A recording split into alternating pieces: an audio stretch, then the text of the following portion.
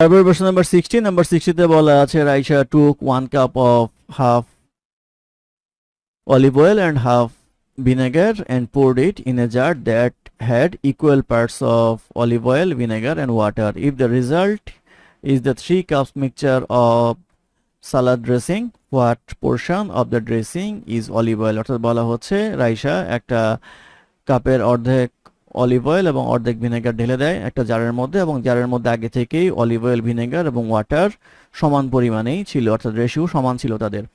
তো 3 কাপ ভর্তি যদি মিক্সচার হয় তাহলে জিজ্ঞাসা করা হচ্ছে টোটাল মিক্সচারের মধ্যে অলিভ অয়েলের পার্ট কতটুকু। তো আমরা ধরে নেই যে প্রত্যেকটা কাপের ক্যাপাসিটি ইকুয়ালস হচ্ছে 6 লিটার, আর কাপ হচ্ছে 3টা, কারণ ফাইনাল কাপ ছিল হচ্ছে 3টা। তাহলে টোটাল আমাদের কত, 3 6 18 লিটার এখানে। তো 18 লিটারের মধ্যে আমরা জারের মধ্যে যে অবস্থা থাকে, আমি যেহেতু 1 কাপ ঢেলে দিয়েছিলাম 1 কাপের মধ্যে, ক্যাপাসিটি হচ্ছে 6 লিটার। 6 লিটারের মধ্যে আমাদের ছিল অলিভ অয়েল ছিল হচ্ছে 3 লিটার আর ভিনেগার ছিল হচ্ছে 3 লিটার, এটা আমি ঢালবো।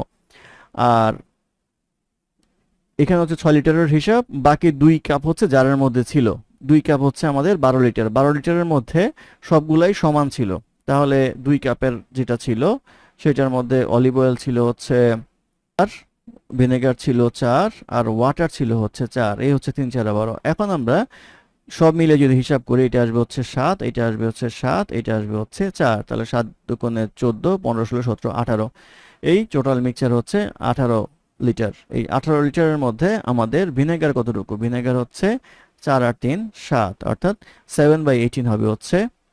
এবং অলিভ অয়েলের ক্ষেত্রেও 7/18, আমাদের যেহেতু অলিভ অয়েল চেয়েছে তাহলে অলিভ অয়েল হচ্ছে 3 আর 4 7, কতর মধ্যে, 18-এর মধ্যে, তাহলে 7/18 হবে হচ্ছে অলিভ অয়েলের পরিমাণ ড্রেসিং এর মধ্যে। এটি হবে এই প্রশ্নের উত্তর।